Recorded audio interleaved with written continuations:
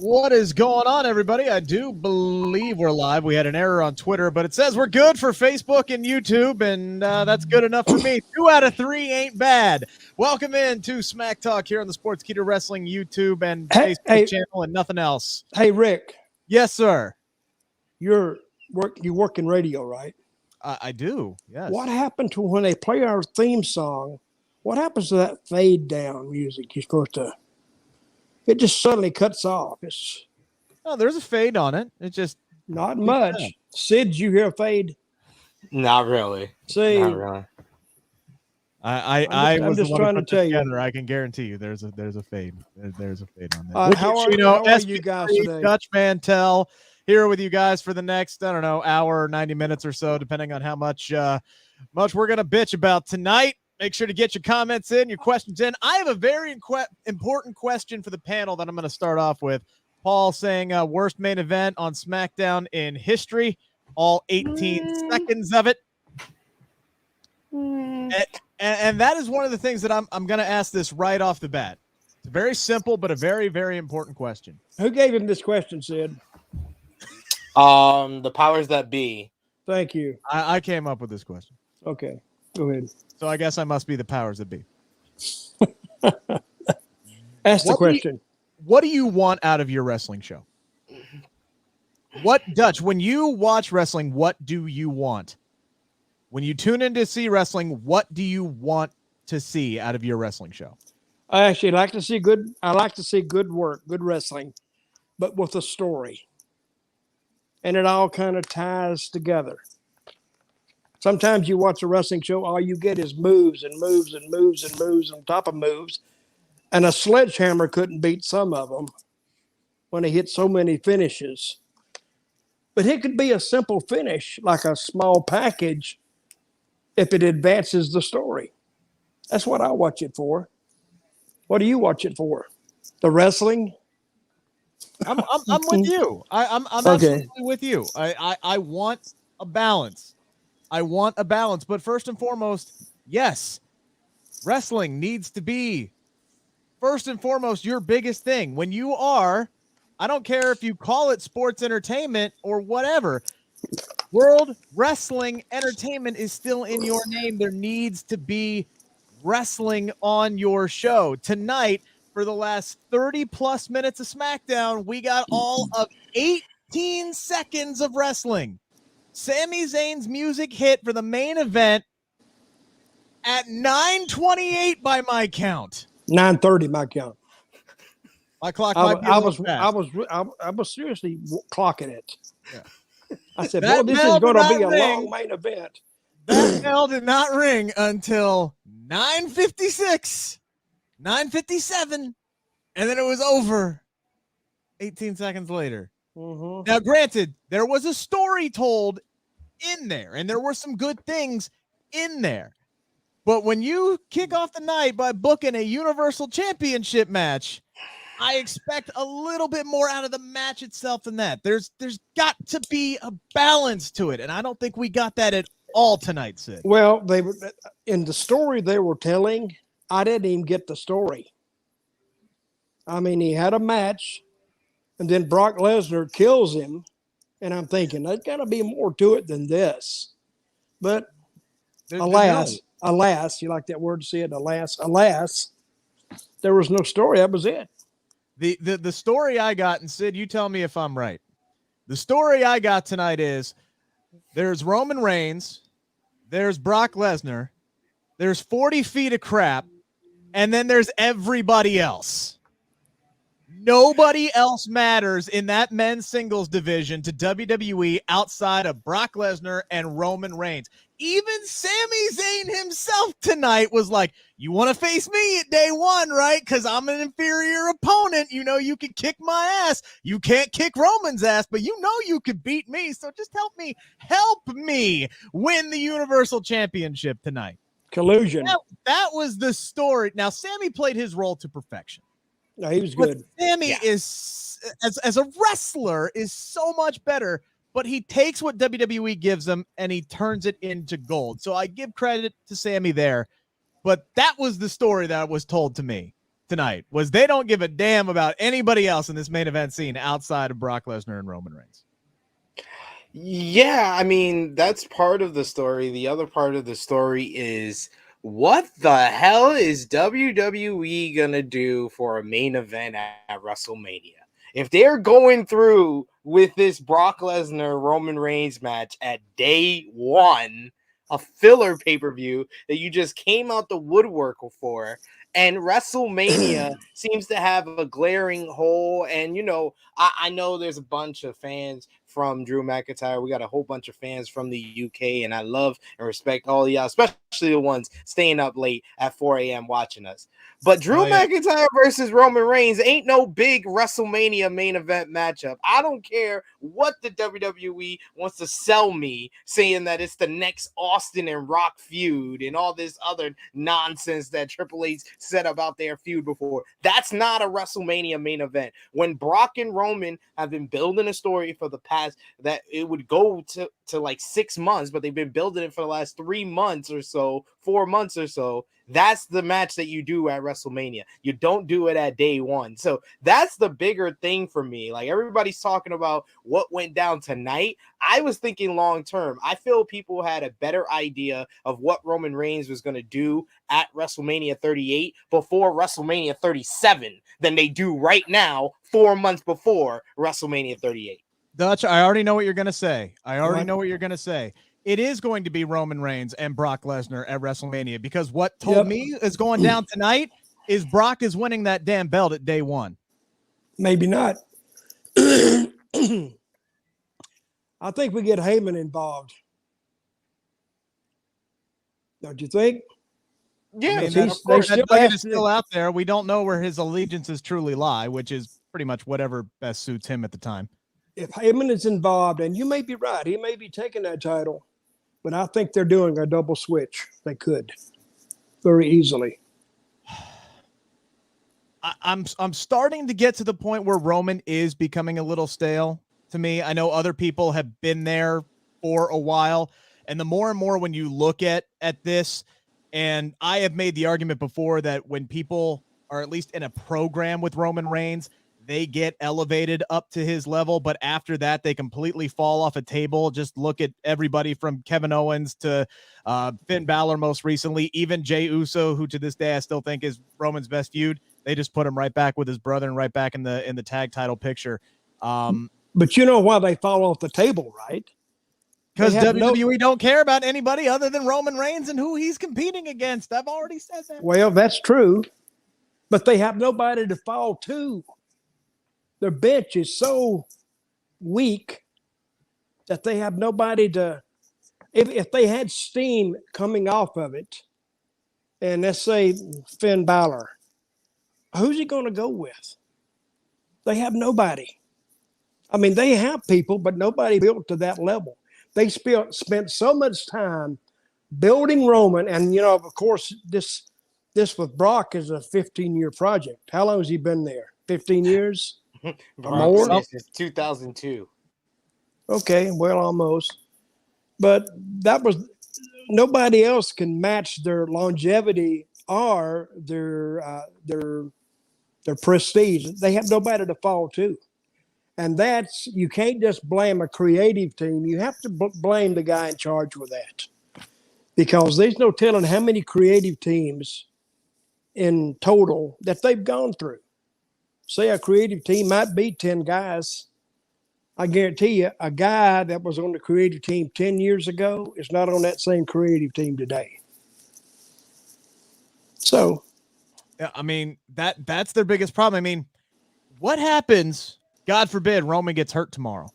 What happens if he decides to go to Hollywood in 6 months? Like, who are you building your show around? Because it doesn't matter if we'll say, all right, well, we're going to put the title on Brock Lesnar. Okay, who's fighting Brock Lesnar? You don't have anybody. Exactly. You haven't built up anybody. You have talent. You got more talent than you should know what to do with, but you're not doing anything with anybody. Case in point, look at your Intercontinental Champion. You're not doing literally anything with him tonight. That whole segment that they did, the Viking Raiders and Los Lotharios and Bugs getting involved for no damn reason, and then they just had a jam session at the end. Like, what the hell are we doing? Well, when I saw the Lotharios and the Viking Raiders and who else came out there? Who was the other? Bugs and Nakamura. And I'm saying, this is the same thing we had 2 months ago. Yeah. Who did Bugs and Nakamura? Who were they with every week almost? Happy Corbin and Madcap Moss. And I'm thinking, my God, are we going back to that? So, but anyway, let's start with the opening segment. I did like the opening segment. That was great. I like the opening segment because you got your favorite person in the world, Rick. You got your guy out there. And he's the type of guy that every territory always had one. He's a heel that you want to like, but you just can't like him because he keeps doing things to kind of tee you off. And he can get beat. You can do anything with him. He's a utility man. You can do anything with him, and it doesn't affect him. But if you ever really, actually, I think, talking about that, I think he's probably the strongest part of the bench they got. Is that guy right there. Which is almost a shame that his whole Universal story arc lasted a week, and he won it in a battle royal in a chicken shit way. And then tonight they built the entire show pretty much around him and Brock Lesnar and Roman Reigns. And he was obviously the least important part of all of that. Still played his role tremendously. And just focusing on the opening of SmackDown, that was the best thing on the whole damn show.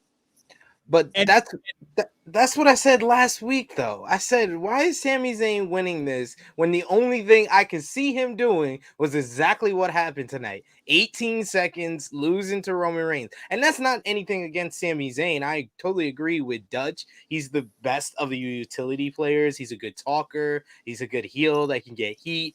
And he can work better than most, like I would say about 85% of the roster. He's one of your top workers, but they don't treat him like that at all. Like, they just don't. So the way they treat him, the way they present him, made me believe that this was going to happen, and this is exactly what I thought was going to happen, and it is what it is. Yeah. I don't know. I don't know if the issue with Sammy is medical, because they brought him up before and he was that worker and putting on banger matches, and then he had the shoulder problems and he's had surgeries on both shoulders. So I don't know if that plays into it at all, whether or not that they just want to take it easy, with him and not have him put on those matches that we know that he's capable of doing, at least night in and night out. Every once in a while we get a Sami Zayn match and we're like, oh, there's the Sammy we all love, but I don't know if that plays into it at all. That's just me trying to come up with a reason and explain it. But the star of the night, honestly, it wasn't Sammy. It was Babyface Brock. The fact that for the last 10 years, we just got Brock Lesnar jumping up and down while Paul Heyman did all the talking, and we had this MFer that we could have been presented with on our television screens. I feel robbed. Tonight was hilarious. He just gets up in Sammy's face like, wait a minute, hold on. Who the hell are you? Yeah, it says, you a fan? I have I have no idea who in the hell you are. That was great. And I'm the spokesman for the the locker room, and I'm this and I'm that, and it was actually very good. And he's like, what? Who are you? What the hell? I've been gone for 2 months or whatever, and this is what you got?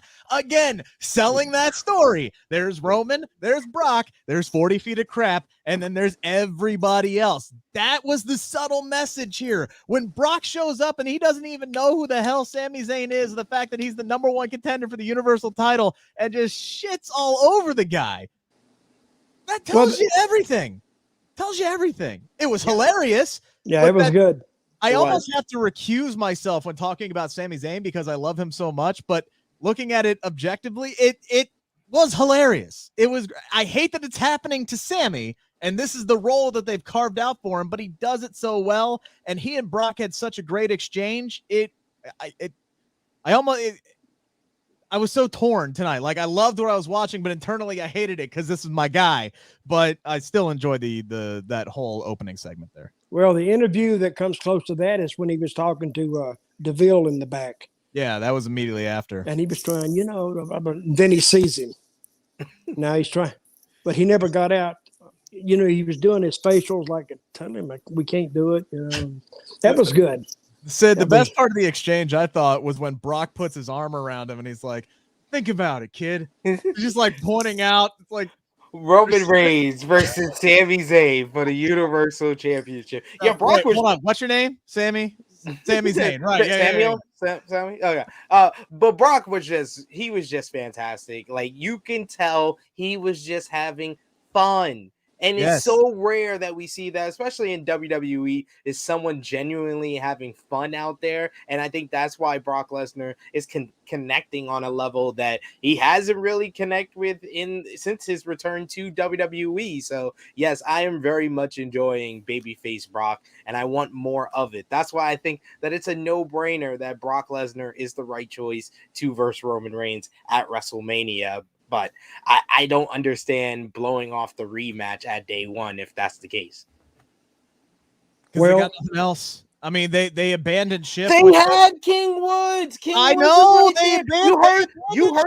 You heard the reaction for Jeff Hardy. You have options. You have 1,001 options to bide you time until you get to WrestleMania.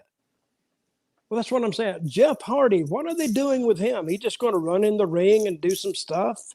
It looks like to me they're building a freaking Drew McIntyre and Jeff Hardy tag team.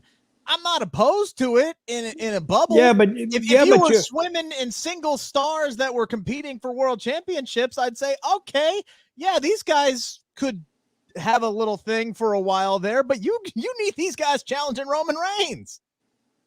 That's right.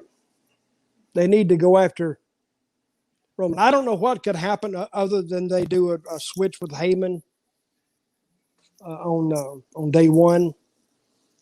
But at least I'm thinking about it. You're thinking about it. The fans are thinking about it too. So, and we got how many TVs before then? 4?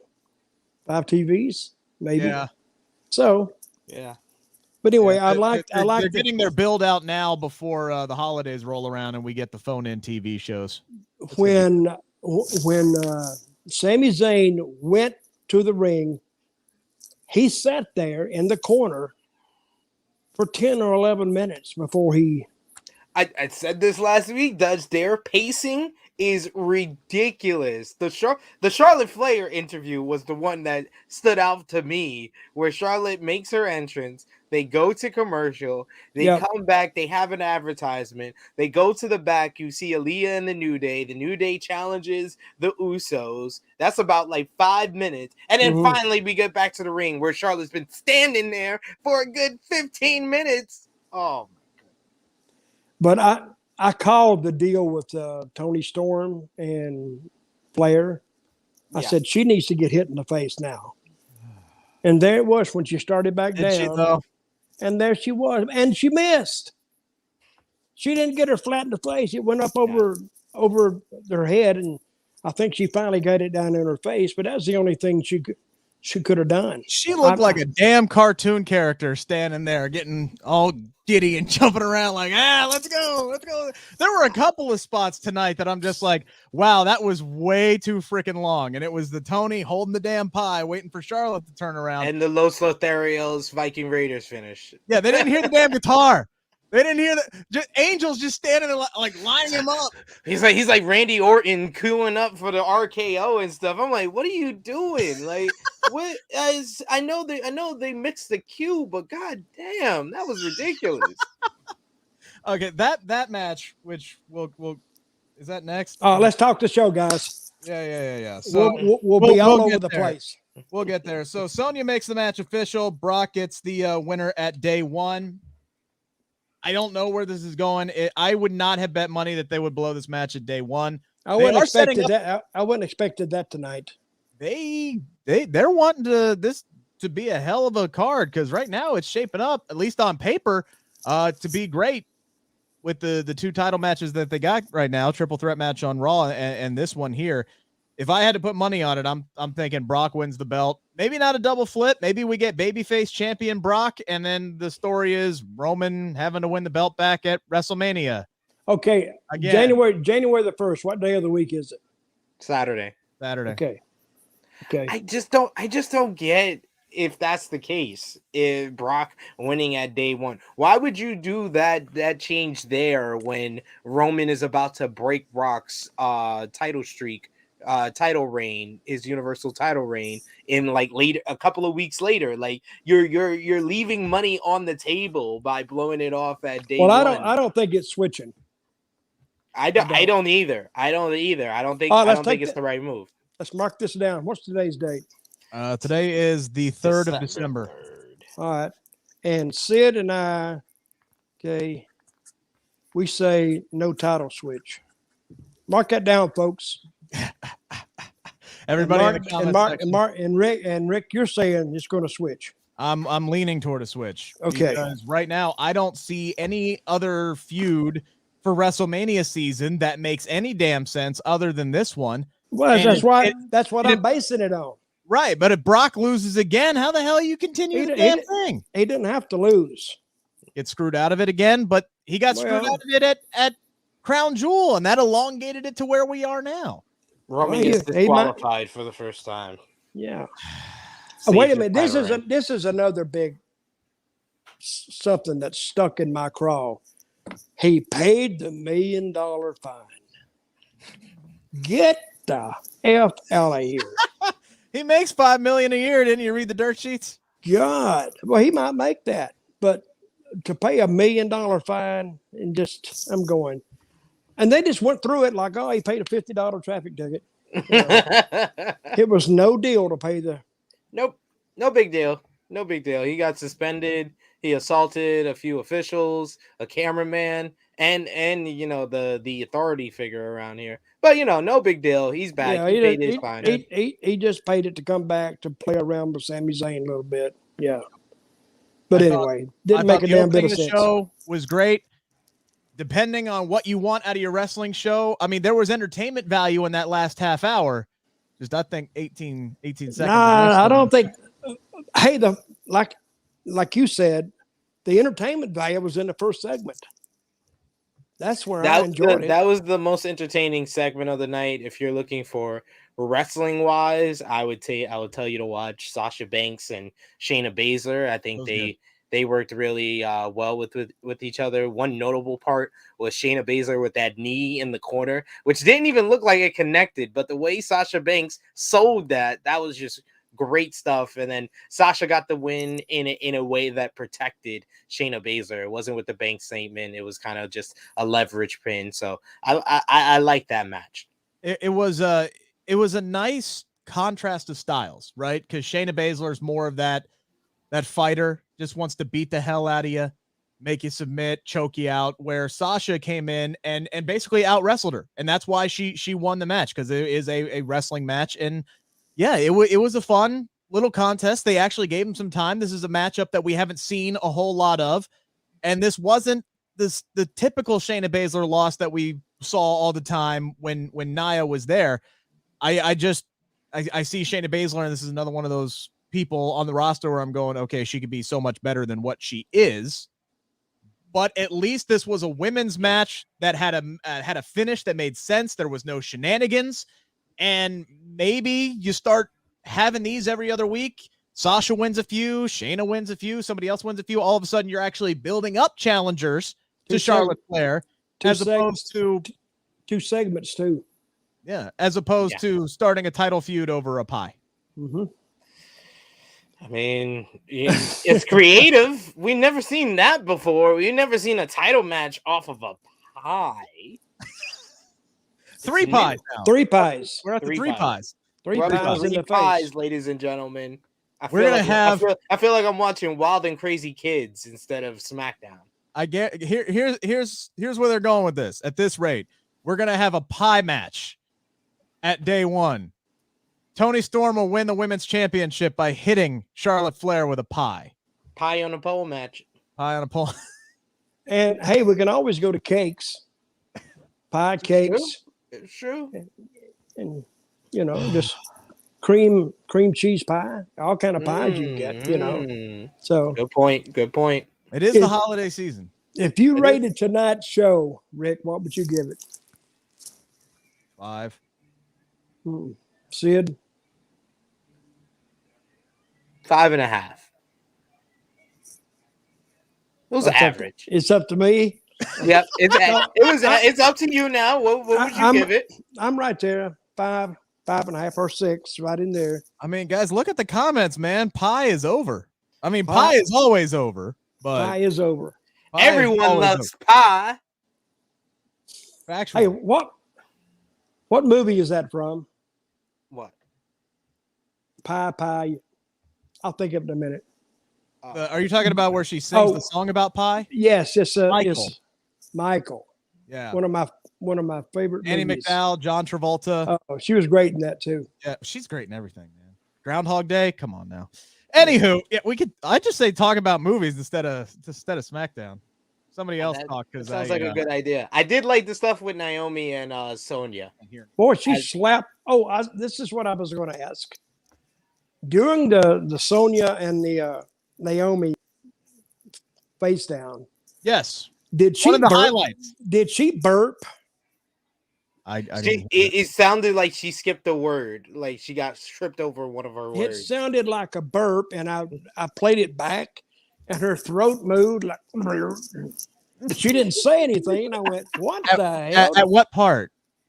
I must have missed this. Well, you'd have to go back and watch it again. Who are we talking about? Naomi. Okay. And then she slapped her. It's before the slap. Did anybody else hear that? Nobody. Here's the big question: apple pie, pumpkin pie, blueberry pie, cherry pie, or chocolate cream pie? Which one you taking? Oh, me? I'm taking the apple. I love apple pie. I ain't mad at you. If the crust is on point, it's really good. Apple pies. I love apple pie. I'm a pumpkin guy. And I like pumpkin. I'm a sweet potato, but I'm a sweet potato guy too. I'll take a Sid, I make a sweet potato pie that would knock your socks off. I dare you to send me one. I'm actually gonna make some within the next week or so. So maybe I'll have to send a piece up to New York City. Absolutely. I'm with it. So the first half hour of SmackDown was good. Great opening segment. Sasha and Shayna, really, really good. And then the wheels came off, ladies and gentlemen. You ain't shitting.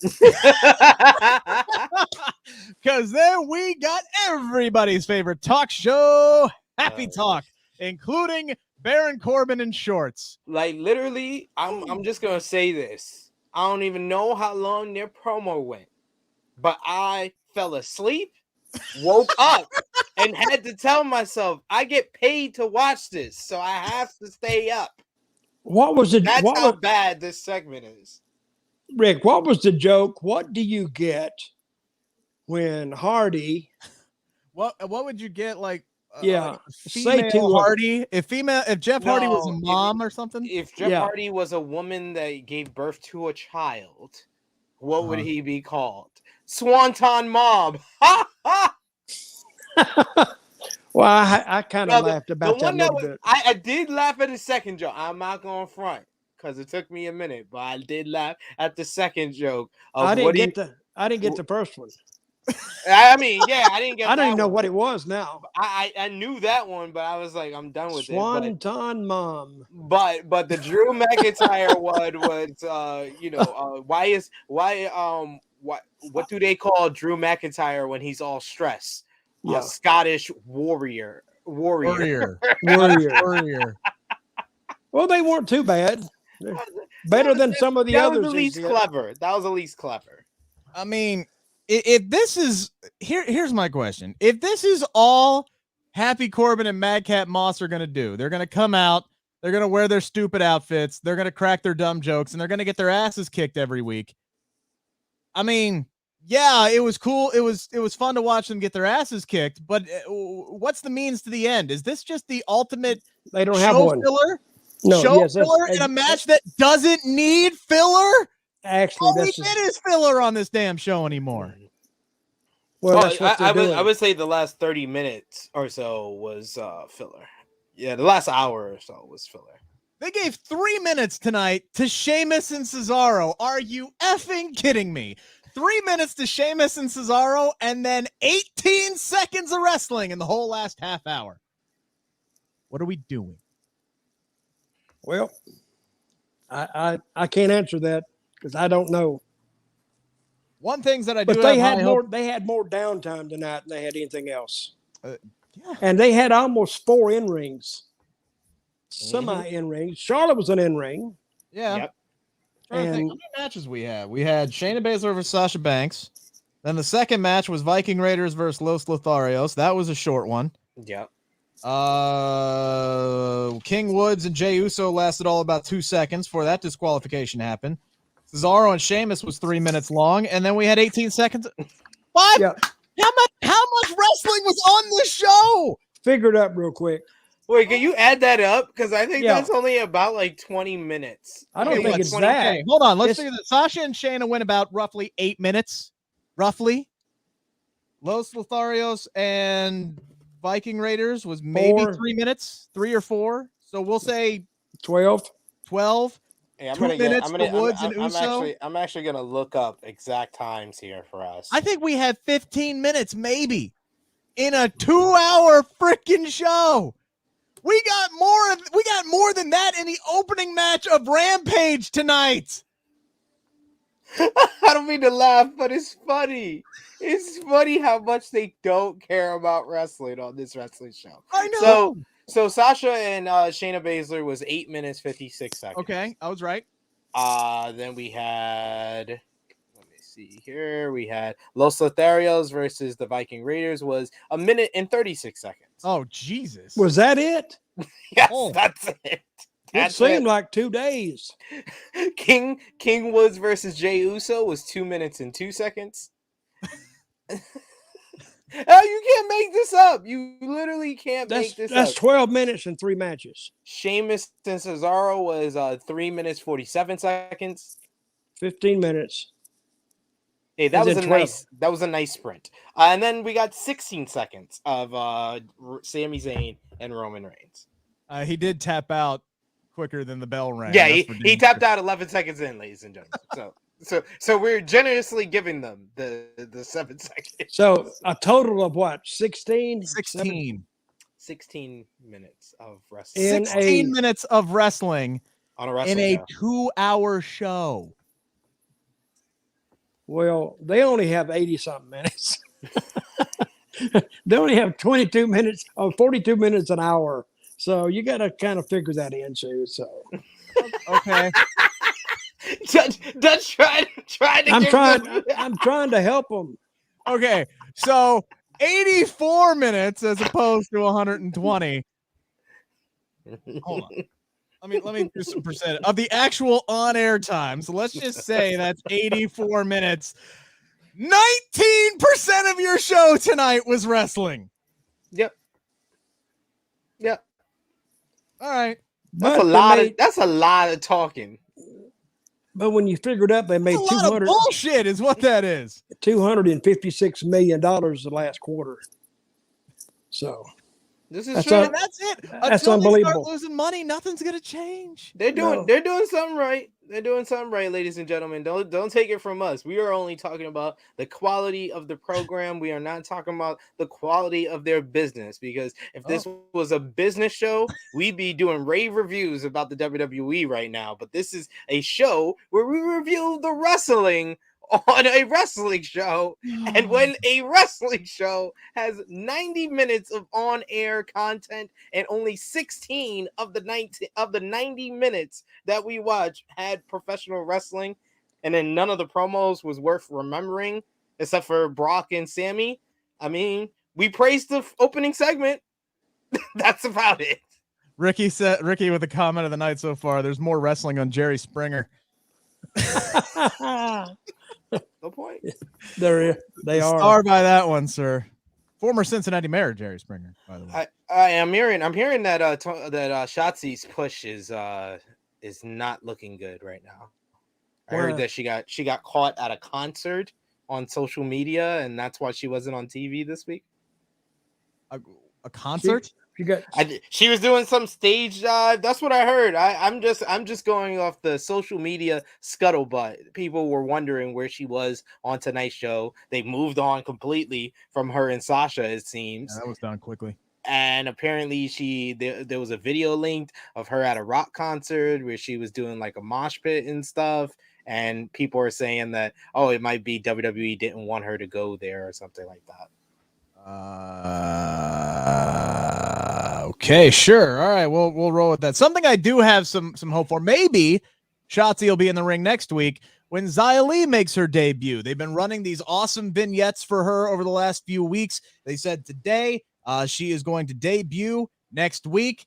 I'm looking forward to this because they have done a great job of building some intrigue around her. I think these vignettes have been very well done. Some of the best ones that they have done for a new incoming talent.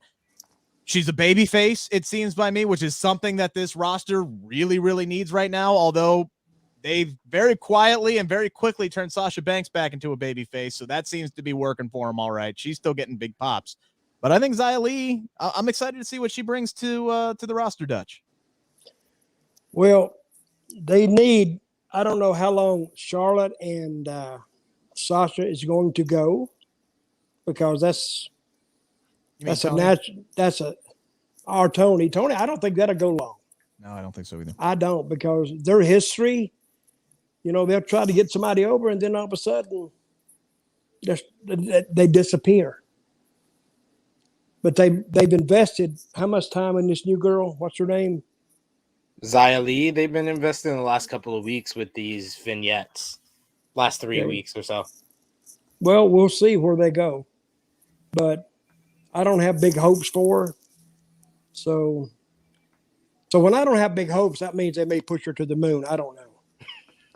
Nobody can figure out this team, this creative team. They're almost go ahead. I was going to say, and I think that needs to be, a disclaimer for everything that we're talking about. When we say we don't have high hopes for somebody, that is not a negative reaction toward them or their talent or what they're capable of. This is, what do we expect WWE to do? The same company that drafted and brought up Hit Row and then released all of them within 4 weeks. 4 people. 4 people. So they've done a good job of building up Xia Li. I don't have a whole lot of hopes for her either, just because I'm going off of history.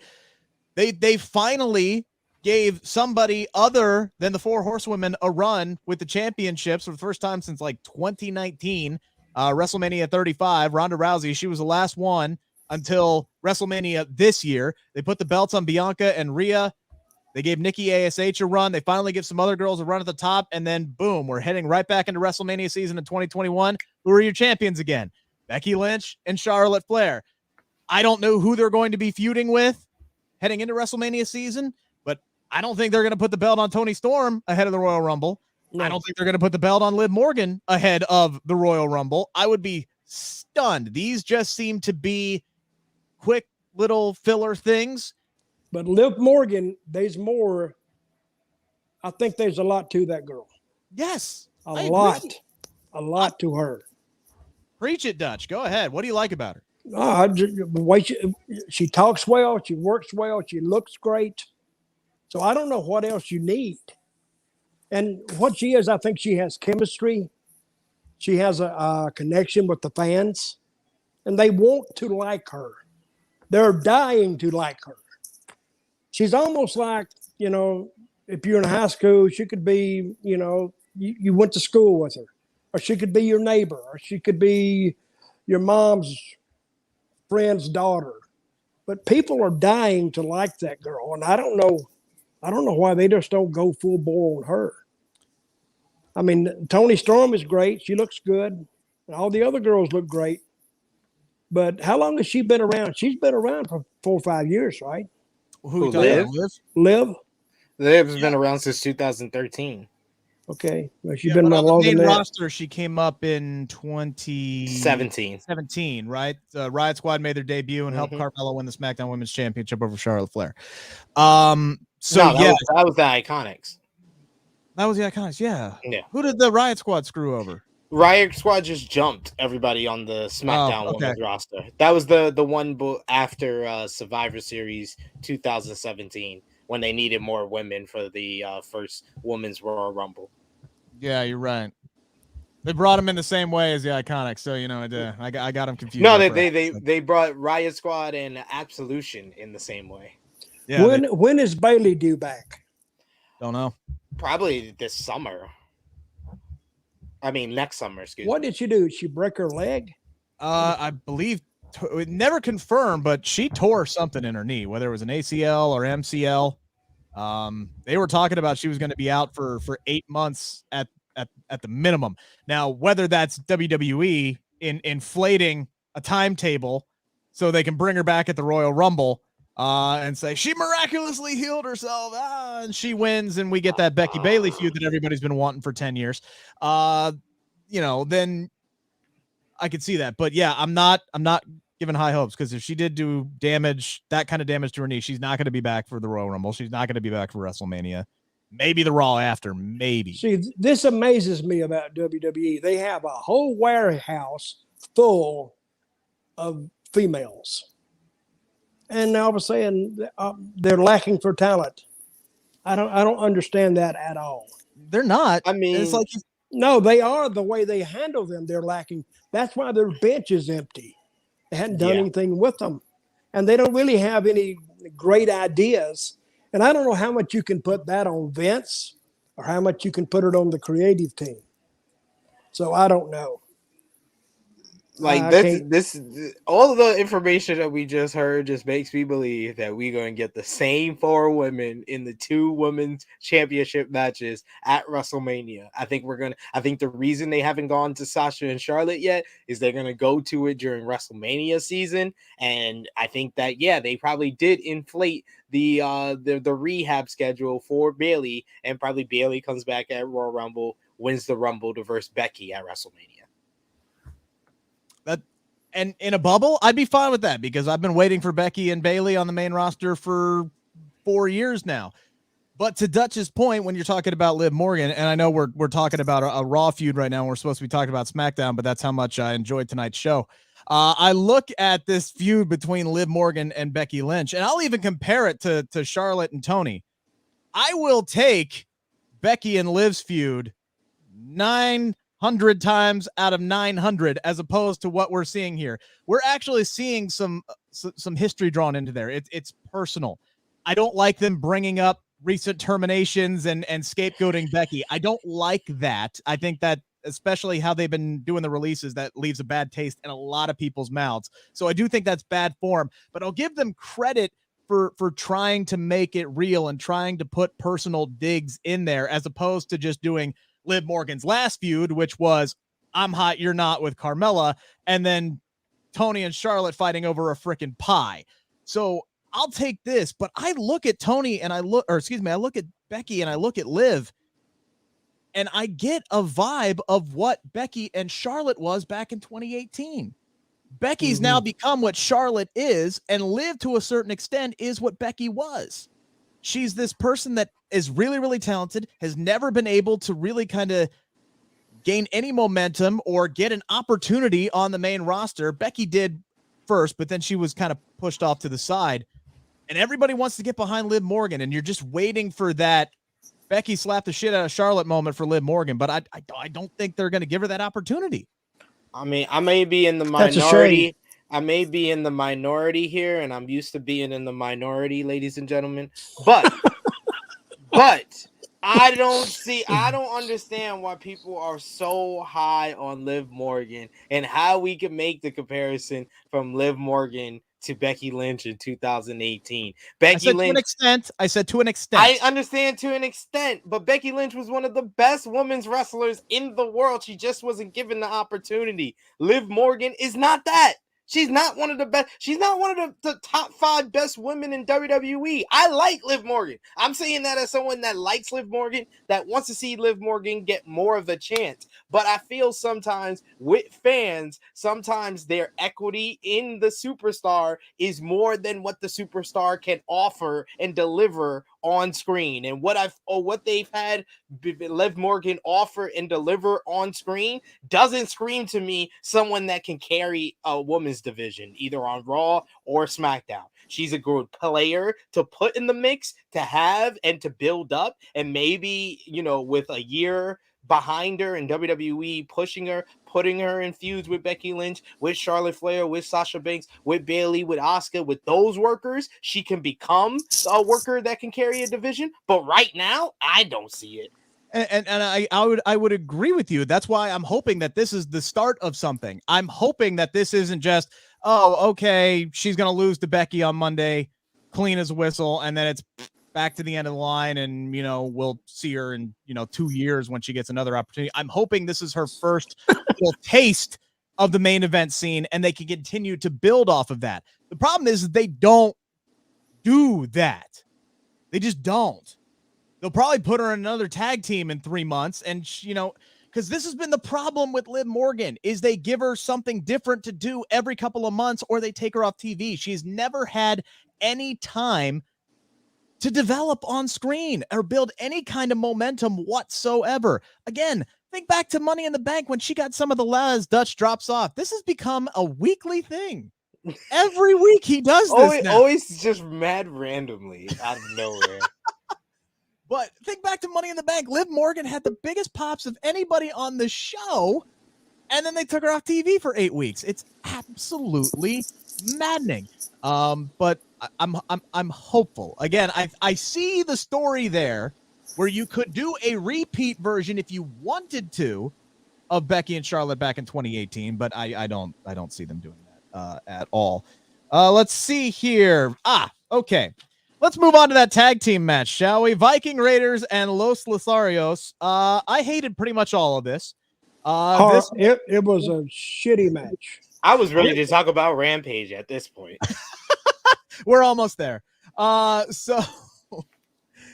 Raiders lose to Los Lotharios. Okay, that's one thing. That's one thing that shouldn't happen because the Viking Raiders are one of the best tag teams in the freaking world. But okay. Them getting a distraction that they don't need and then still losing anyway, that's dumb AF. That is... I didn't get it at all. And then they miss the cue. Angel Garza is sitting there lining up, like Sid said earlier, like endlessly, for like 10 seconds. For like 10 seconds, he's sitting there primed and ready until he finally heard the damn guitar. Like, turn up the freaking speakers. What are we doing? Anywho, they win the damn match, and then afterwards, the Viking Raiders should have gone over to Boogs and Nakamura and beat their ass, and instead, Boogs is like, my bad, I'm going to play your song, and we're all going to pound our chest for 30 seconds until we go to commercial. Stupid finish, stupid aftermath. Yeah, that killed everybody.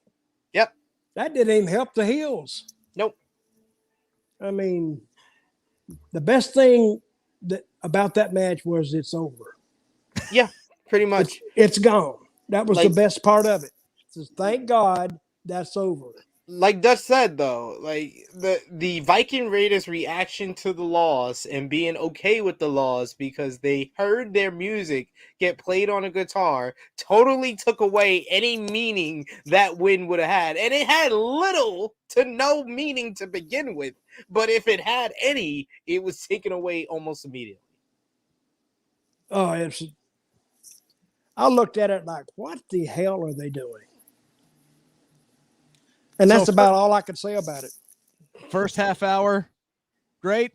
Second half hour, wheels fell off. Then I got really excited at the top of the hour because I thought, all right, we've seen King Woods and Jey Uso wrestle a bajillion times, but they're always good. They have great chemistry with one another. Match started off on fire. Kofi Kingston's back. Everybody's excited. Oh, damn. 2 minutes in and there's disqualification. Oh, okay. Yeah. Cool. That was part of the 17 minutes. That was actually almost 20% of that 17 minutes. You want to put percentages on it. Jimmy causes a DQ before things even get going. Woods and Kofi clear him out of the ring. Who did you say that you thought was going to be there, but you got into trouble about doing a dance on stage? Who's the girl? Shotzi. How much of this did they have planned? Maybe Shotzi worked in there and they had to change everything on day of the show. No, because Shotzi wasn't on the show last week. So I think the concert happened like 2 weeks ago. So this was their plan, is what I'm trying to say. This was their plan going into the night, and I am ready to talk about Rampage at this point because there is nothing else for me to discuss from this show. There's nothing that happened. I mean, the New Day challenged the Usos to day one, which I'm sure it's gonna be a good match, but it's a good match that I've seen about 1,041 times. Hey, pretty soon though, we'll get Los Lotharios in that tag team title picture, which I would be okay with. I think the New Day and the Usos is one of the best tag team feuds in WWE history, but I've seen it a lot. I don't need to see it anymore.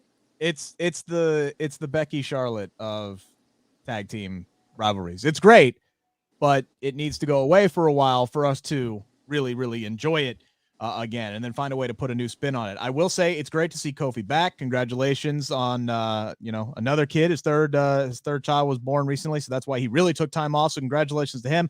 I will say this: he needs his own theme. E has a theme. Woods has a theme. He's still coming out to the New Day Rocks clap themes. They need to retire that until they're all three back together. I'm not saying he should get SOS back because that doesn't make SOS. Yeah, hear them shouting. Give me doesn't make a damn bit of sense because he's not Jamaican, unless they're gonna make him Jamaican again, which I think would be pretty funny. But yeah, that dude needs his own theme. What else happened? Charlotte talked. Tony hit her with a pie. Cesaro and Sheamus wrestled for 3 minutes.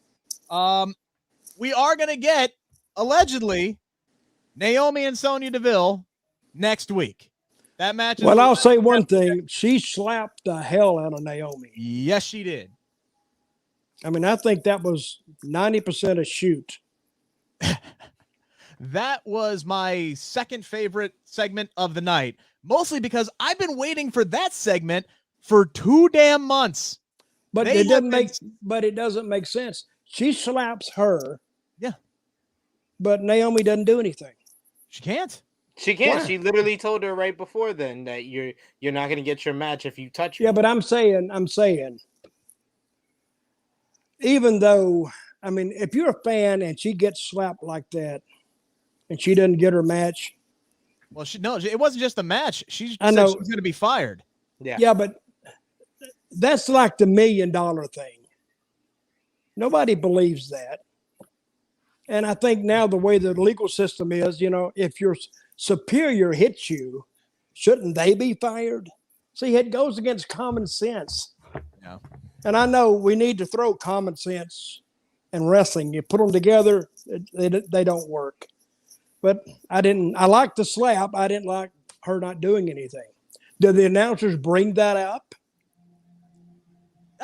Yeah, Michael Cole kind of laid into it a little bit. And Pat McAfee continues to just call Sonya Deville horrible. Pat McAfee is still a ray of sunshine on this show, whether it's good or bad.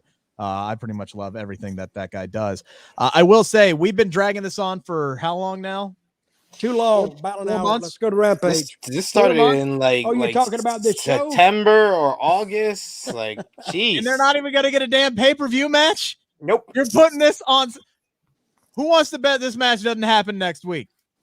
They're going to elongate it again. Yeah. The match with Sonia and Naomi. No, that'll be on day one.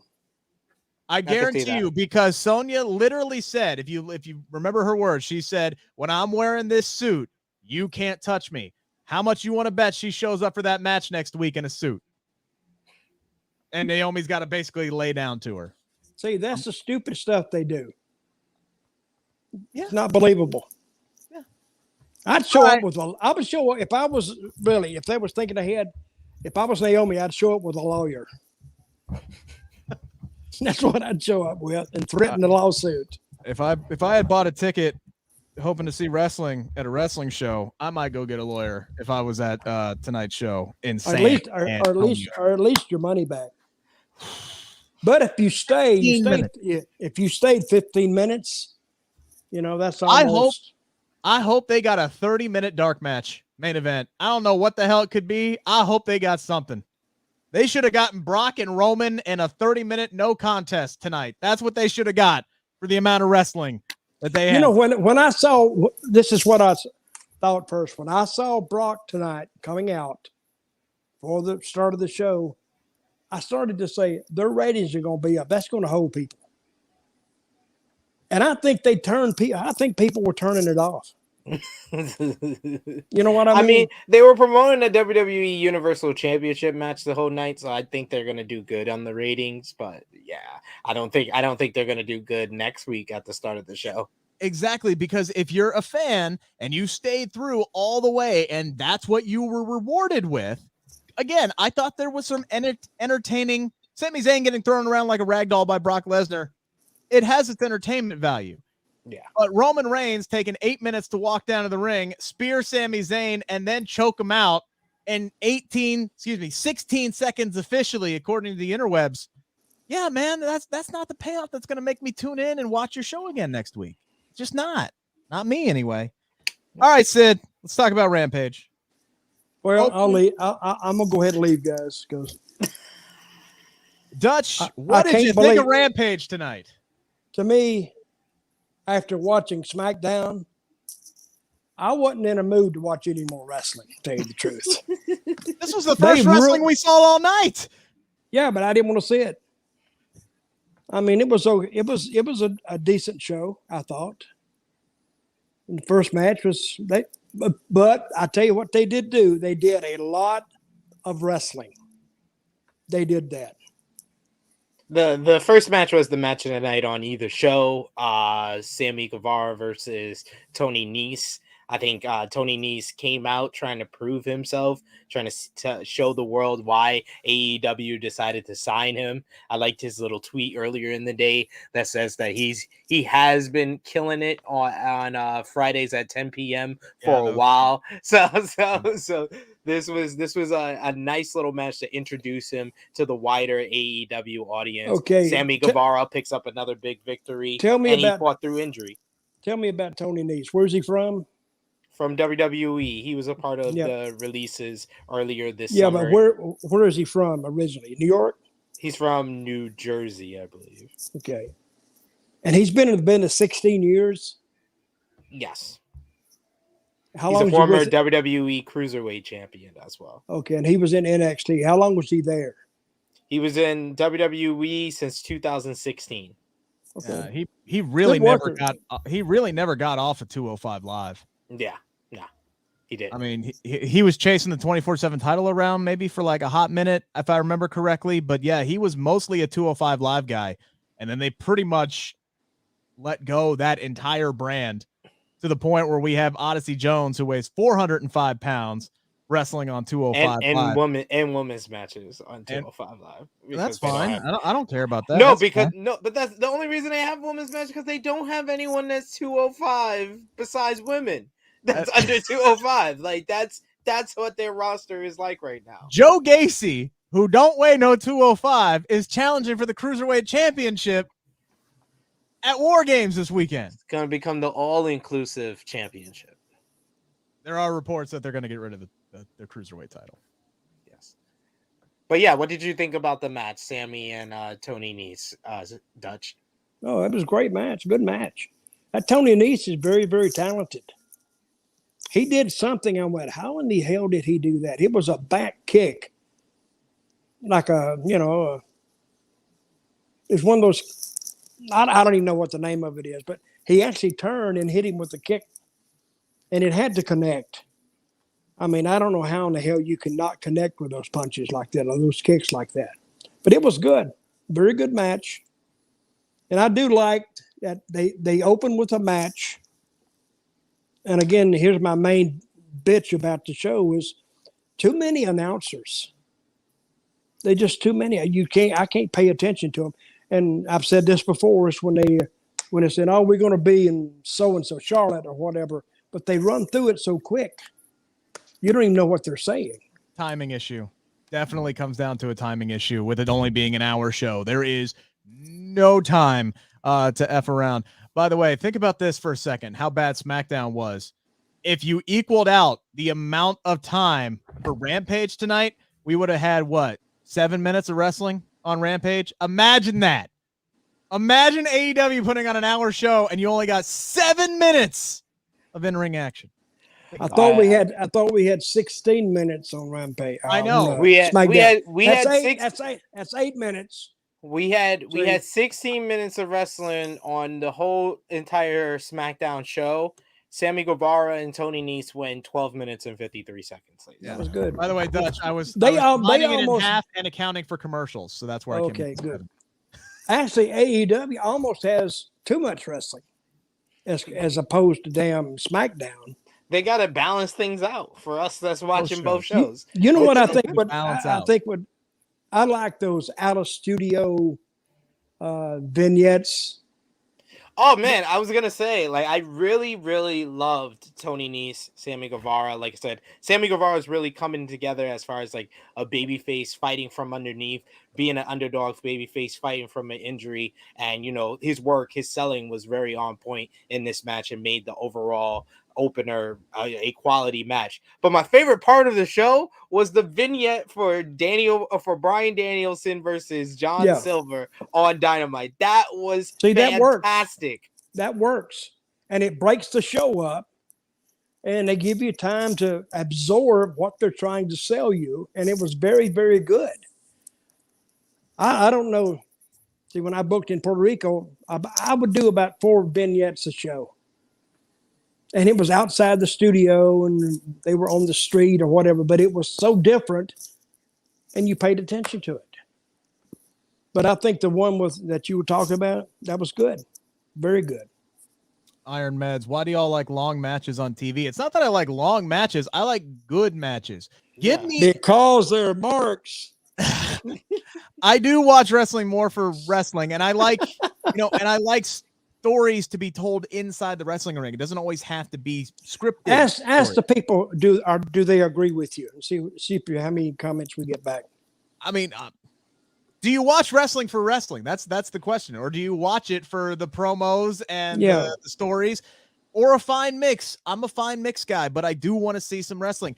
Give me matches that are anywhere between 5 and 8 minutes. I don't think that's too much to ask, especially on a 2-hour show. There's no reason why you shouldn't have 5 matches. If the 4 matches we saw tonight were 8 minutes long, what? Now we're talking about 32 minutes. That's still only 32 minutes. And only one match went that, and that was the girls. That was a girls' match. Yeah. And they had a good match. They did. They were great. See, I seriously think some of these guys aren't ready. The Vikings, they're not ready. No, they are. I think they are. No, they're not, because they have to work with a certain type of team. See, when the Vikings go in there, you got to work to the Viking style. They can't really work to like a high flyer style. They can't do that. I mean, they can probably do it and get the time in, but there's something missing there, because that wouldn't be their style. Their style would be pound and ground and pound. But they're not going to do that. I don't even think they know how to do that either. So I don't know. They're just big guys. Am I wrong or no? Rick's looking down like I would disagree. I would disagree, but you haven't really gotten to see them work a whole lot. Like, again, tonight, it's hard to make an impression in 90 seconds. It just is. It just is. Unless you're Eddie Kingston on a microphone, then you can take 10 seconds and make a bigger impact than some people have with 10 minutes. Well, he absolutely did. He did tonight. Dude knows how to talk, man. Everything he does feels so real, feels so authentic. Like, you really feel like he is genuinely upset at 2.0 and Daniel Garcia. And it's simple. It's just simple. Don't need no pie. I mean, Eddie would probably like some pie, but I mean, Steven gave you an answer. Yes, I know. Yeah, that's why I put it on the screen. Oh, okay. I would So go. you're hiding these comments, right? I am not. Well, Folks, there's Paul saying the Vikings suck. I want. No, who said that? Paul.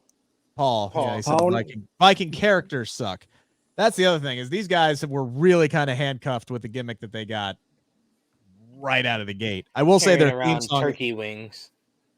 By the way, they're not even Norwegian, are they? See, call them the Vikings. What the hell? I don't think they're Norwegian. There might have been some people who were a little ticked off at the women's match we got on Rampage tonight. I saw a lot of people on Twitter who were excited for Janai Kai to get this match, and then Jade Cargill just beat the holy hell out of her in like 35. Hey, she got a hell of a look. That girl. I'm a Janai Kai fan, but I'm a stan. Did these fans really think it was gonna go any other type of way? Like I'm just real. Do people think before they write stuff on social media? I'm not that familiar with her. In all honesty, I saw a lot of people who were excited to see her on Rampage tonight. I was. I got to see her. I didn't think I was gonna see her in a lengthy match. I didn't even think it was gonna go 2 minutes, and I was about right. It went about 15 seconds? I wanted more Thunder Rosa on my TV, but no, we couldn't even get that.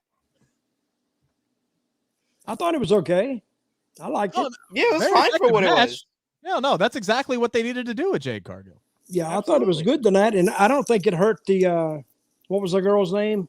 Kai. No, I don't think so either. I don't think it hurt. She got a great look. And they set it up perfectly during the entrance when they said that Smart Mark Sterling said that the match was going to go quick because he doesn't want Thunder Rosa to have time to scout Jade Cargill. So they set it up perfectly and then they paid it off. Mm-hmm. All right, Sid. Question for who do you think moves on in the TBS title tournament next week? Jade Cargill or your girl Thunder Rosa? I mean, my mind is telling me the finals is going to be Jade Cargill and Ruby Soho, but my heart says Thunder Rosa. Rosa. My heart says that. We have to immediately throw that answer out because of bias. If I have to recuse myself talking about Sami Zayn, you should definitely recuse yourself talking about Thunder Rosa. A lot of people picking Thunder Rosa in the chat. Well, I think Thunder Rosa would be great. I want Thunder Rosa and Ruby Soho in the final. I do. That's just the match I want to see. Personally. I think Thunder Rosa is the woman that's going to beat Britt Baker, so she doesn't need to be the one to beat Jade Cargill. Jade Cargill beating Thunder Rosa, sets up a big obstacle for Ruby Soho to either overcome, or they go with Jade Cargill being the undefeated TBS champion. I think that's a better finals. Two baby faces and Ruby Soho and Thunder Rosa. Yeah, of course they'll have a great matchup, but that doesn't tell the story that Jade Cargill versus Ruby Soho would. So that's why my mind is going there. I think that we're going into 2022 where I believe in my heart of hearts we're going to get Thunder Rosa versus Britt Baker in the main event of a pay-per-view for the women's championship. So if that's the route they're going to go, Jade Cargill getting the victory in the tournament sets up more things in the future for both ladies. Well, I'll say this right now. I think AEW has a better assortment and selection of female talent than WWE does. Wow. I do. When you look at what they got, I mean, they may not be as experienced, but when you see those girls, one thing about them is they're all new to the general wrestling fan. They're all new to me.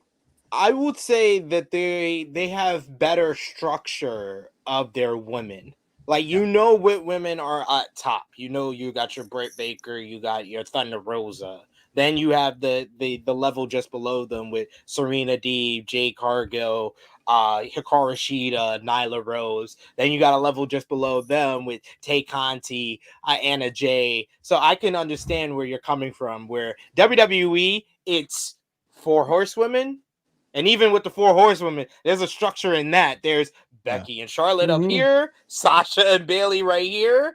But then, like the whole Roman Brock conversation, there's like 15 feet of shit, and then there's everybody else. That's how WWE works it. And then 2 years ago, it was the same structure. There was the 15 levels of shit between the 4 horsewomen and everybody else. But then they added 10 feet of shit above the 4 horsewomen, and they put Ronda Rousey above them. And Asuka. At a time, Asuka was kind of booked on Asuka was in the 4 horsewomen bracket. Yeah.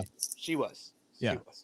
She was the only one in that time frame that like won a damn title other than the 4 horsewomen and Ronda Rousey for a time. And maybe she'll come back, win the Royal Rumble, and challenge for a title at WrestleMania. Who knows? We'll see. She's been out. But, you know, to stay in the same spot or to stay in the same company like the girls do, how long has Bayley been there? Since 2012. Yeah. Well, that's going on 8 years. What about Sasha Banks? How long has she been there? Same deal? Same deal. Yeah. But see, after a while, they get old. I mean, you just get, I don't care what they do. Now, years ago, you had to move around and keep your, say if you were running a territory years ago, and this is years ago, if you kept the same talent for a year, you'd be filing for bankruptcy. That's why you had to refresh that talent.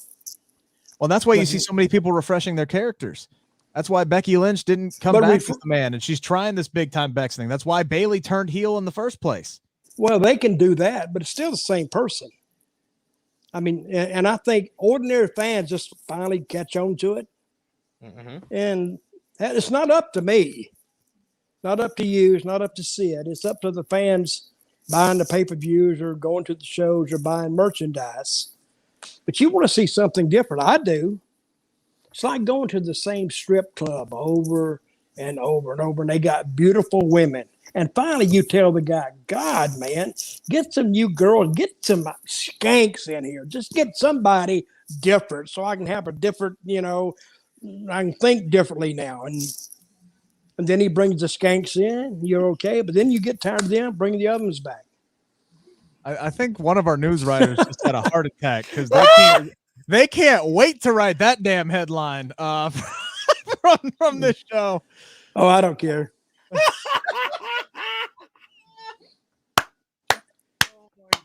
Bring the skanks back. He's talking about the strip club, not the main event. Who let the skanks out? That'll be a good one.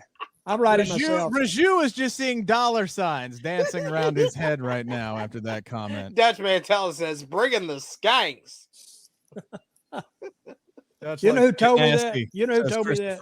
Actually, a fan told me that one time. Because he went to the strip clubs all the time. And he just told me that, so I always remembered it. But I thought about it and said, that kind of makes sense, really, to tell you the truth. What are you holding your head down, Rick? Nothing. I'm not doing anything. That Rick is too much. I'm not doing anything. I'm just letting you do your stuff. Yeah. He's worried about his Cincinnati team. I am, actually. Dutch, have you ever had to wear an eye patch while wrestling? One time. How difficult is it? Oh, it's very difficult. How difficult would it be to do all those high-flying moves that Pac did? Oh, he couldn't do it. I couldn't even hardly get in the ring and miss a step. I love my favorite part of the match. He did a lot of great stuff.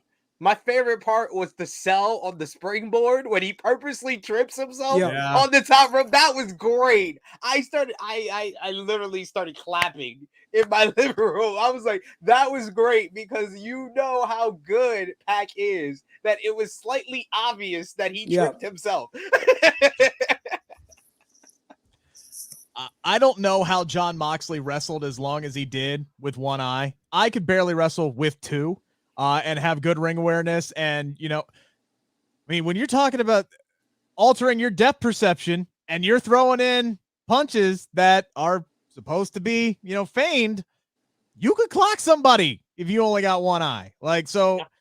It's got to be ridiculously difficult. I would never even try it. And then he's sitting here doing 450s and all kinds of shit off the top rope and moonsaults and landing on his spots. Pac put on a hell of a damn performance. So did Penta tonight. That guy is so incredibly damn smooth. Almost said a bad word there. It's almost so did FTR. FTR are just so crisp, and their selling is just on point. They know how to make their opponents look like world beaters. No, they did well. Very good. Hey, I was going to ask you a question that escaped my memory about I can't remember now. About a skank? But no, not about a skank. It's about something else. A slut, I think.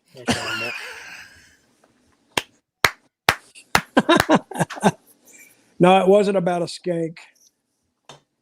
I need something stronger. Somebody? Okay. Oh my God.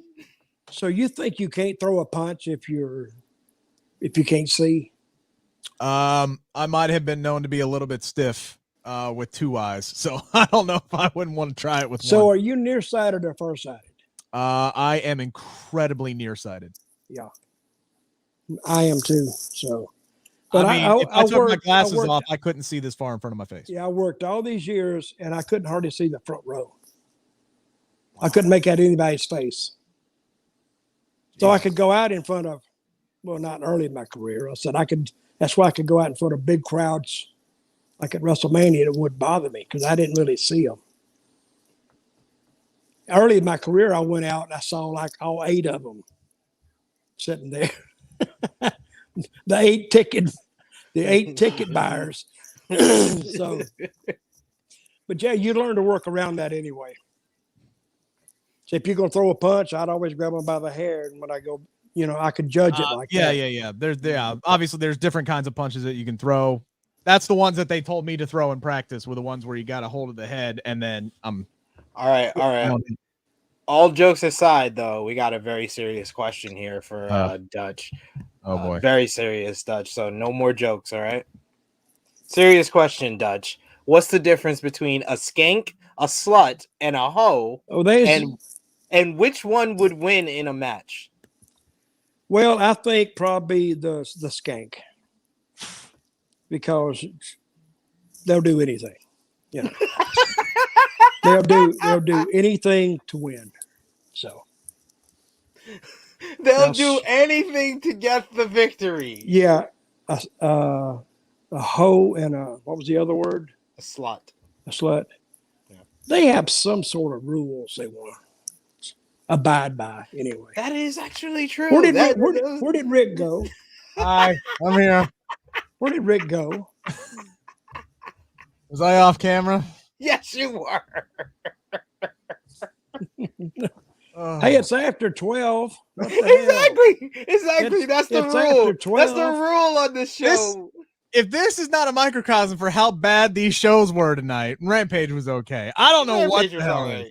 Yeah, Rampage was good. I did like the ending tonight with Malachi coming out, misting Pac, and then you gotta love his commitment that he is carrying over this infatuation with injuring people's eyeballs from WWE over to AEW. You gotta love the character commitment and harping back on history there. You just gotta love it. Penta unmasked. Malachi, again, just continues his obsession. Story progression. That's all I ask out of these things. What is Miedo in Spanish? Fear? Yeah, zero fear. No, that's what I thought it was. Zero miedo.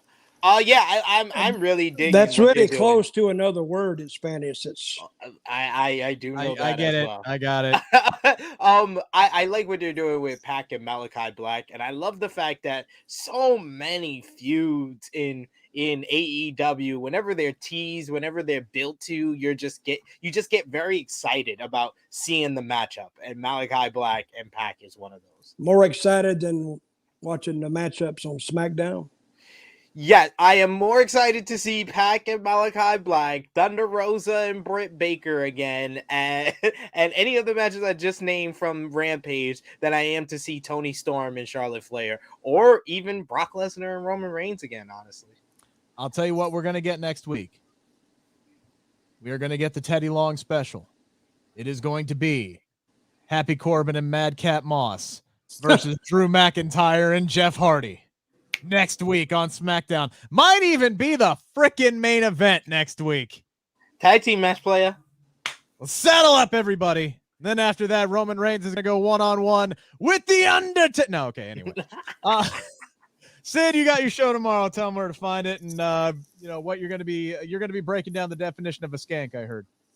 Yes, I'm going to be doing all of that to follow up from this show. And thank you, everyone, for watching this show. As per usual, we appreciate all of you fine folks for watching Smack Talk. But check out True Hill Heat YouTube channel tomorrow, 11:05 a.m. Eastern Time. We'll have special guest Steven Jensen of Fightful Wrestling. We're going to be discussing the week that was, all the AEW and WWE contracts that are set to expire, as well as preview and predictions for NXT War Games on Sunday. So check it out, True Hill Heat 154 tomorrow, 11:05 a.m. Eastern Time.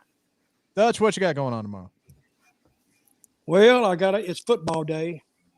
That's what I'm going to do all day long. Is there football on tomorrow? I had no idea. Yeah, the championships are on tomorrow. Oh, that's right. Is Cincinnati playing anybody? Houston, number 21, Houston. And they'll play tomorrow, right? 4 o'clock. Biggest game in UC history, so of course I'll be at the zoo. So they're undefeated, correct? Yep. All right. Winning, they're in. Not after tomorrow. They may take a butt kicking tomorrow. Are they playing in Houston? No, they're playing at Nippert, where they haven't lost in 3 years. Always that jinxed them right there. If you hadn't have said that, they would probably win. Now I'm not saying it's a slam dunk. It's probably going to be closer than I would like, but I think UC wins. I think they end up number 3 in the college football playoff, where they'll take on Michigan. And Steven, I like their shot, but they got to get there first. So they end up playing Michigan 2 and 3. That would be my prediction. Yes, and hopefully it's a spoiler. And Georgia would play who? Oklahoma State if they beat Baylor. Okay, I'm okay with that. It's fun. It's new. 3 different teams in the college football playoff. Let's go. One of them's mine. Hell yeah, let's go, baby. We ain't used to this in Cincinnati. Whew. All right. Anywho, so here's my guarantee for the weekend. Once I get home, because I got a family day tomorrow, so I won't actually get to watch the game. But Saturday night, I am either going to be Cincinnati wins, and I am going to be incredibly drunk Saturday night, or Cincinnati's going to lose, and I'm going to be incredibly drunk Saturday night. So that's what I got going on after I get home from the zoo and put the kids down to bed. That is my guarantee for the weekend. And then you can catch me on SiriusXM Sunday afternoon on a hangover day. At 12:10, talking about the Bengals and Chargers on NFL Radio Channel 88. So tune in for that. That's what I got going on this weekend. Alrighty. There you go. All right. All of our Twitter handles are up there. Follow us.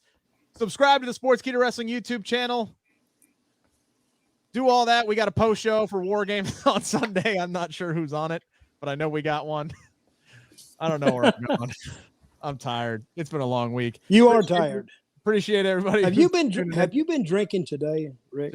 Just Diet Coke. I need something stronger after this last 20 minutes. The last 20 minutes of this show was almost as bad as the last 30 minutes of SmackDown tonight. So, it is what it is. No, it wasn't that bad. Nah, definitely wasn't. It still beat SmackDown. Absolutely. Got a couple of pops anyway. You remember a pop out of SmackDown when they turned it off? See. Let's get out of here. I'm gone.